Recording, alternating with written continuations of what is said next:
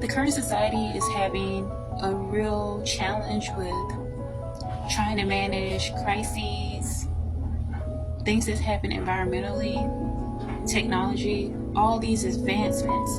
And the reason why there's a huge disconnect is because there is a disconnect to the spiritual realm. There's a disconnect with God.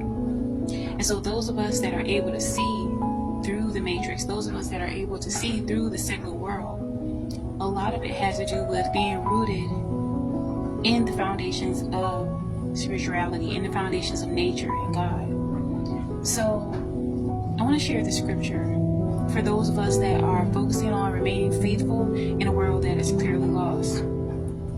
Isaiah 5:20. Woe to those who call evil good and good evil, who put darkness for light and light for darkness, who put bitter for sweet and sweet for bitter. This is an exact opposite of our biblical standings, the basic instructions before leaving earth. We're given this template in order to help us to navigate through all the confusion that has clearly become mainstream. And the more and more people push away God, the more and more people try to separate themselves from morality, from integrity, the further you see people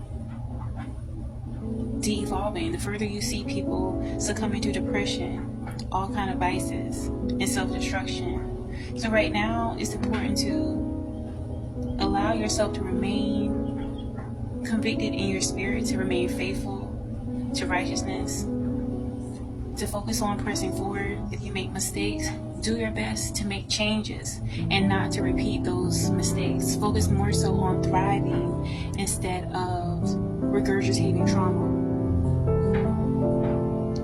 Literally, regurgitating that trauma, no matter what type of situations you've experienced, is similar to expecting to go somewhere and you're literally in a rocking chair.